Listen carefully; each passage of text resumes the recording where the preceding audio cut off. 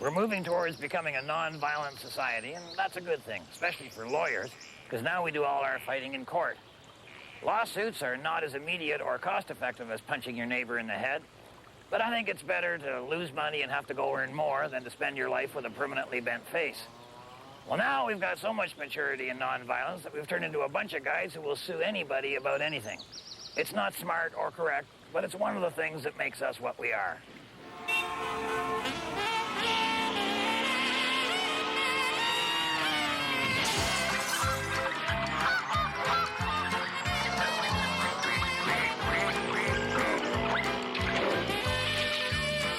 Coming up on today's show, I'm going to take all the elastic out of my underwear for no reason, really.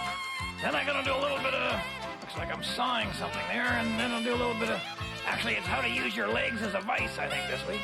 And Bill's going for a long drive.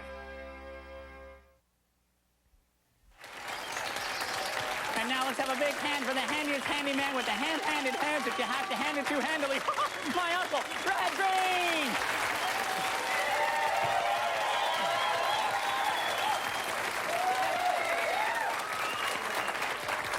Thank you very much. How about a big fist for my nephew Harold? Light, camera, stand there and talk. Big week for Moose Thompson this week. He finds out today whether or not he's a millionaire. See, last winter, Moose went over to the Possum Precipice Ski Resort and Golf Club. And see what happens with that one is during the summer, it's about the hilliest golf course you've ever seen. During the winter, it's kind of a lame ski resort. Anyway, Moose was over there last February collecting worms for fishing.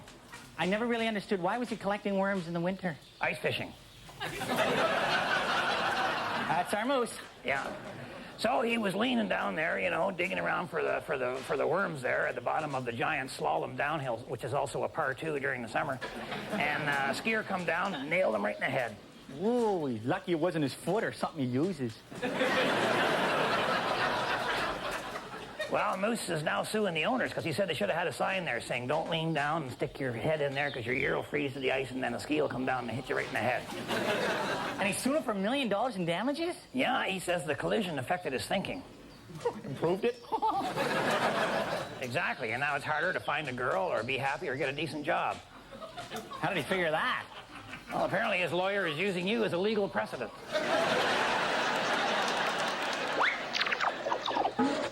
You are watching The Red Green Show.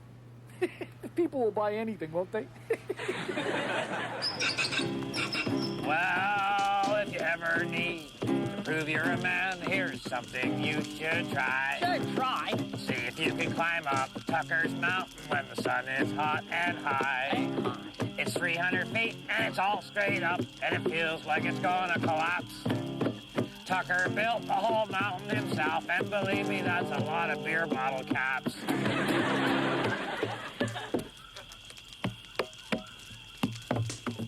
Not the fire.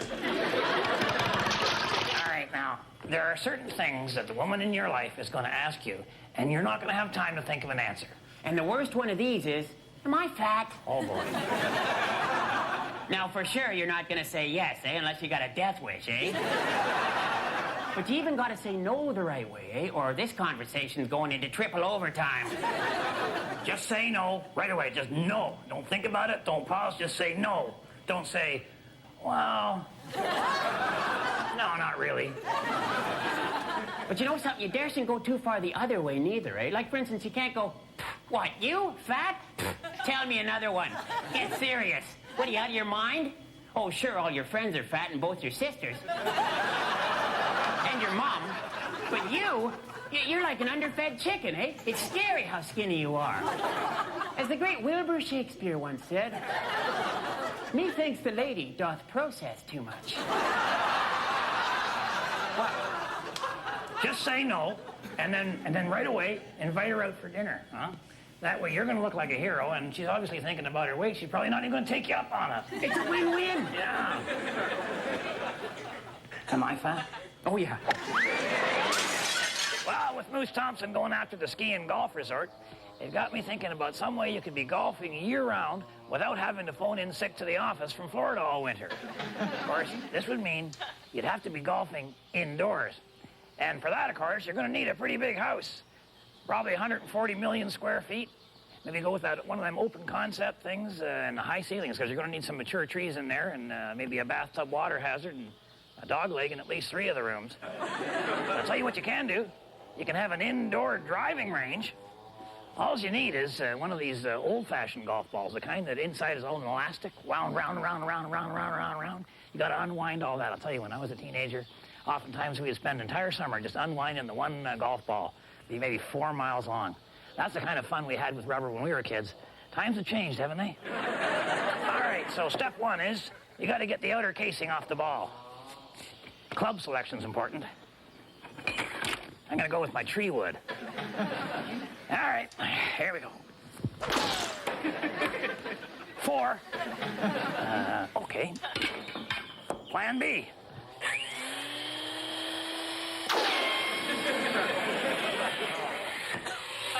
What am I thinking of? Safety first, huh?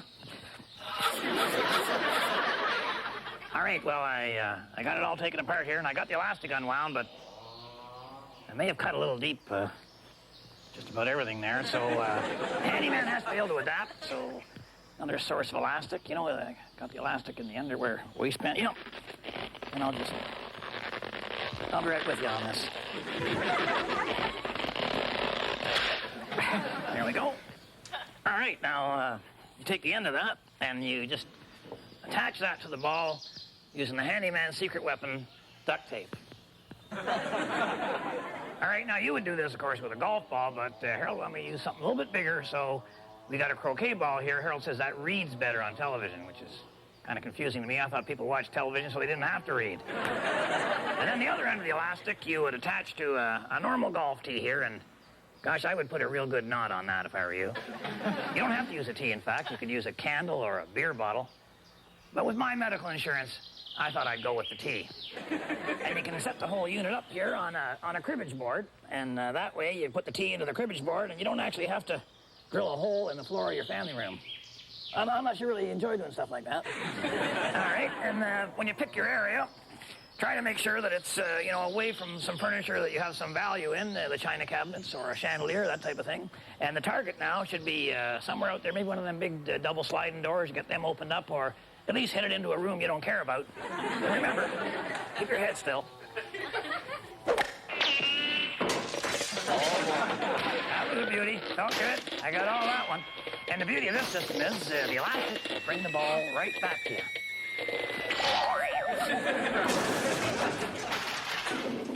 And you get a chance to rest between shots. So remember, women don't find you handsome. They should at least find you handy.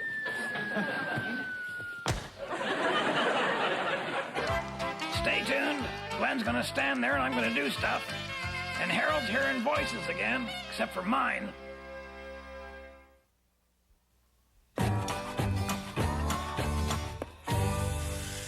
I want to talk to all you middle-aged guys out there, because I know what you're going through.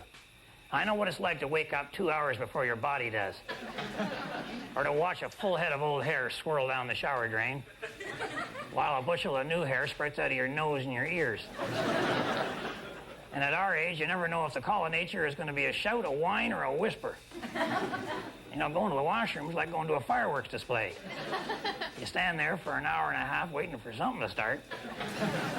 And then once she gets going, there's a lot of oohs and ahs. But you're never really completely sure when it's over. And having a big hearty meal of spicy food is either going to be a suicide attempt or murder-suicide, depending on whether or not you're alone in the car. But that's all just part of getting older. I think it was Oscar Wilde said, youth is wasted on the young. Well, I'll tell you, pretty near everything's wasted on me. But I'm going to be hanging in there. I don't like getting old, but it's a lot better than the alternative. Remember, I'm pulling for you. We're all in this together.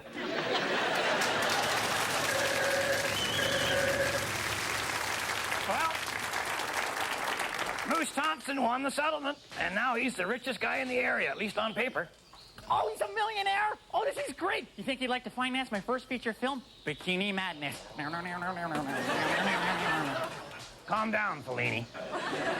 The judge awarded Moose $72, plus an additional $1,000 in suffering, but that went to Moose's parents. Now, Unfortunately, the Possum Precipice Ski and Golf Club couldn't pay up, so they had to declare bankruptcy, and now Moose gets all their ski equipment and all their golf equipment. So he's got himself a chairlift, a ski jump, an electric golf cart that doubles as a snowmaking machine, combination lawnmower, snowplow, 80 pounds of ski wax, and a ball washer. Winston Rothschild here from Rothschild Sewage and Septic Sucking Services. Remember, we'll take that smell off your hands. Here we are at Braxton's Marina with Glenn Braxton. How are you today, Glenn? Not bad at all, Red. Good. So, considering I'm the victim of 2 recent heart attacks. Yeah, that's true. Glenn is also the victim of 4,000 donuts and a predisposition towards work avoidance. Well, I think that's all behind me now, Red. No, there's a fair bit out front there and some huge chunks on the side. Yeah, Red. You're not exactly a gossamer princess yourself. No, I think your computer's got a fair-sized input-output error, if you know what I mean. Well, I'm just saying you are one lazy guy, Glenn. No. See, no. I used to be lazy. Now I have to be lazy. Oh, yeah. The slightest strain and, oh, man, boom, my heart will blow just like an overloaded bilge pump. Oh. But, that's my responsibility. All right. And I'll take it. Okay. I'm not going to be like Moose Thompson, no. Sue everybody in the world just because, they let me overeat. Right. Nope. No, they'll just have to live with that, Red. Anyway, for today's boating tip. Besides, we don't have a courthouse that big, do we? Okay, just drop it, all right? Just drop it. All right. Okay? Fair enough. As I was saying, All right. today's boating tip. And what we're going to do today is we're going to build a frame for the boat tarp so you can store your boat properly. All And right. what we need? Yep. Piece of wood. Piece Got of wood. one. That's a board. Yep. Yeah. All right. Now, as you can see, what you have to do is you have to drill both ends of this. Uh-huh. And I've drilled one end already. Right here. Yeah, right there. And, Red, maybe you could drill the other end for me. Oh. There you Yeah. go. All right. Thank you. Now, what you have to do, what this board acts as the centerpiece for the tarp, the frame, and it keeps the tarp up off the boat so the tarp doesn't get all grungy and gooky and messy like, an old pair of gym socks or something. Now, the 2 holes are so you can tie it to the frame, or to the boat. Excuse me. There you go. Well, what do you think of that? Oh, it's a beauty, Red. That's a nice, that's a perfect cut. Look at those edges. Oh, nice. my And, God. oh, yeah, that's a nice one. Oh, boy. Yeah, that's a beauty. Now, you think any water will get in there at all?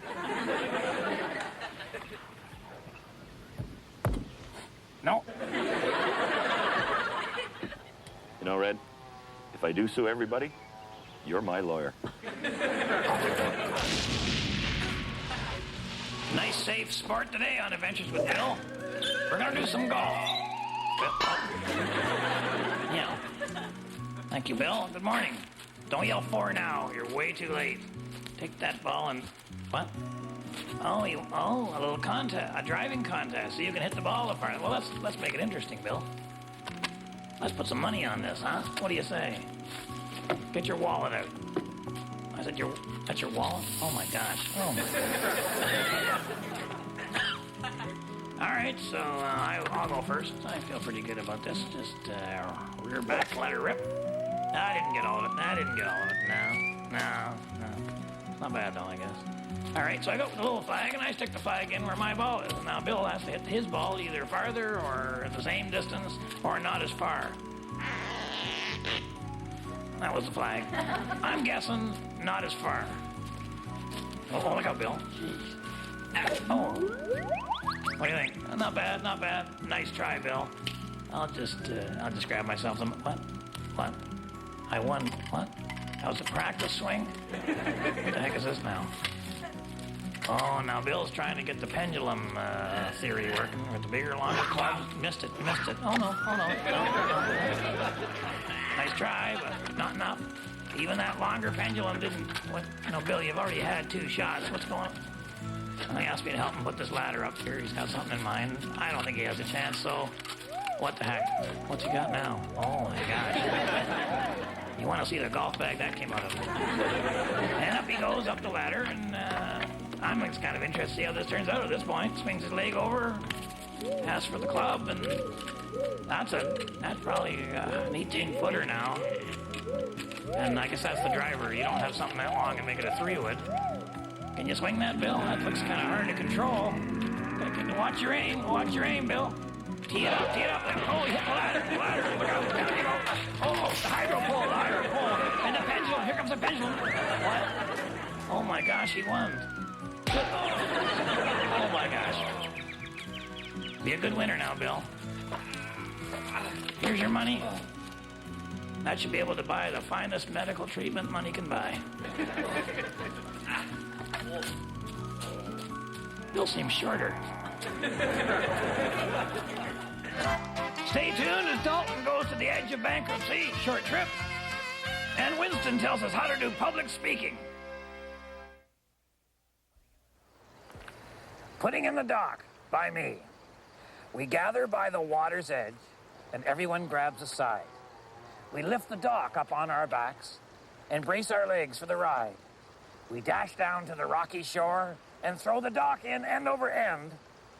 It's an awful way to treat a doctor, but with medication, doc will mend. Physician, heal thyself. Well, we went over to the club. We picked up all the golf equipment and all the ski equipment that Moose had won. We brought her all back to the lodge. We just don't know what to do with it next. Well, you've already dragged her 5 miles. It's only another 3 to the dump. Oh, no, Harold. Our problem is we got too many good ideas. Like, we were thinking maybe take the chairlift, hook her up, and we'll ride the guys from Possum Lodge all the way down into Possum Lake and back up again. You know, and on bath night, we'll do 2 cycles, wash and rinse. That's dumb. You guys are dumb. What stupid thing are you going to do next with the stupid snow-making machine? Oh, this is great, Harold. 6-foot-wide snow cones. Who's going to eat a 6-foot-wide snow cone? Somebody with a really big mouth, Harold. Well, what if this person doesn't want to eat a 6-foot-wide snow cone? We'll drop it in his pants.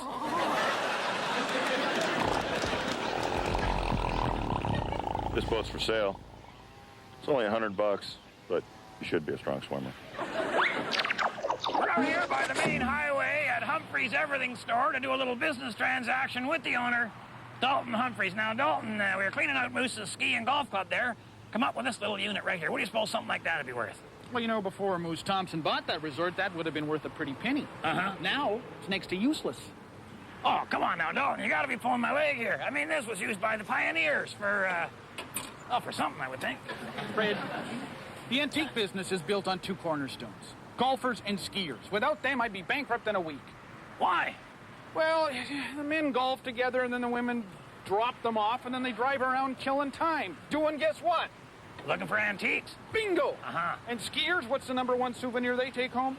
Broken legs? Antiques. They buy them by the truckload. It must be like cold wind in their face. Makes them irrational. With the golf and ski club closed, they won't be back. Be stuck with this. Well, now, don't go crazy here, Dalton. We'll get skiers up in the winter. We'll get cross-country skiers. Cross-country skiers, ha! You know why they're cross-country skiing, Red? They're too cheap to buy lift tickets. Skinny, bandy-like vegetarians shuffling their way for free across the snow. Cross-country skiers are tightwads. Well, how about ice fishermen? They come up to Possum Lake. Hundreds of them. I tell you, they spend money. Oh, you've been inside a lot of ice huts, have you, Red? Yeah. Yeah? Seen a lot of antiques there, have you? Huh? Ice fishermen sitting around the hole, jiggling their line, saying, oh boy, when I catch a trout, I'm going to go down and buy myself a nice spindle bed with a brass headboard. Huh? Won't that be a nice accent piece for the wall where I store the beer cases? No. There's no use. I'm getting out of the antique business. You know, I'm going to try and make a go of it in the junk and scrap business. Well, how are you going to do that? Well, I'm going to change the sign on my store. Yeah, that'll do it. This week on Experts, we're being joined by Mr. Winston Rothschild.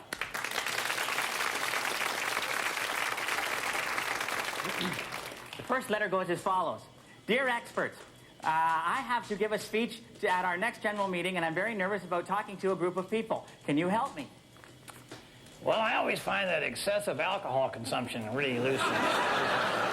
No, Uncle Red, I don't think that being drunk's going to help this lady's speech. No, I meant the audience, Harold.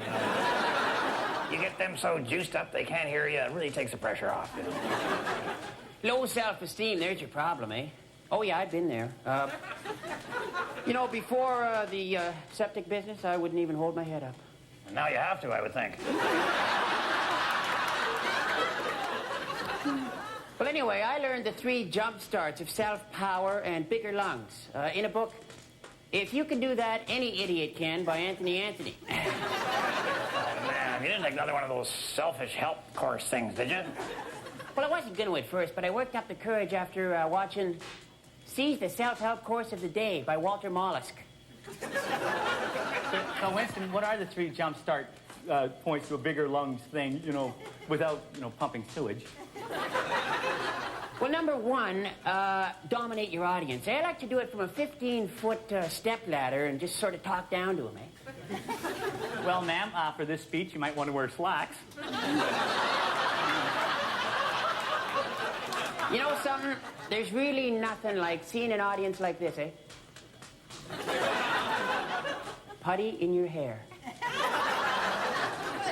Number 2, have a little dynamics to your voice, eh? Like, for instance, whisper the nouns and shout the verbs. I don't think the audience would like that. It's harder to sleep through. But the most important one of all, C. Have something to say worth listening to, eh? Yeah, well, my advice to this person is get up there and just tell the filthiest joke you know. That's exactly why you were never invited back to give a guest sermon at that church. Well, I had to do something to break the ice, Harold. They wouldn't let me bring any booze in.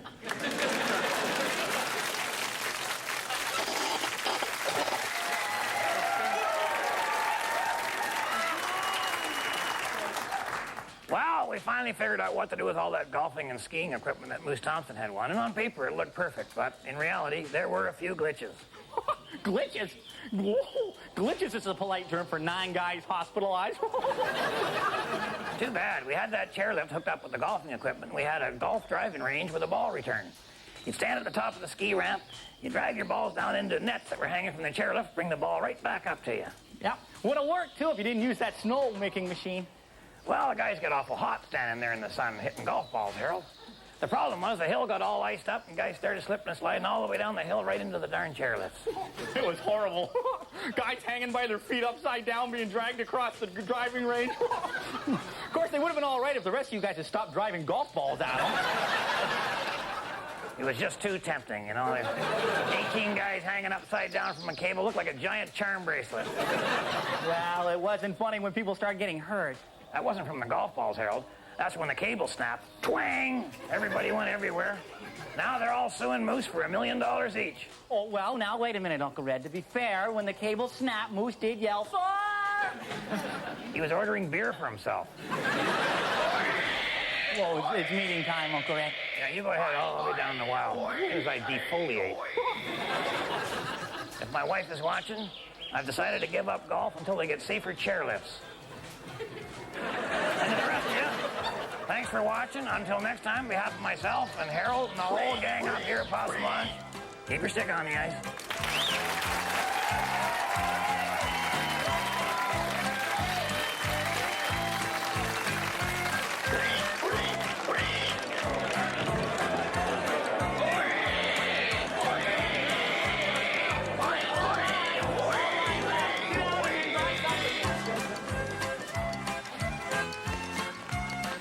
Quando, Omni, Moritati. Sit down.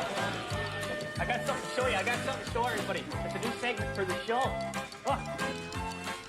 Harold, the frontier hero. I had to be a hero and a backwoods hero. And I'll just ride my reindeer in and go, you there, don't even do what you're doing. If you'd like to become a member of Possum Lodge and you got $3 to blow, you can either mail it to the address here on the screen or dial 1-800-Y-POSSUM. Boy,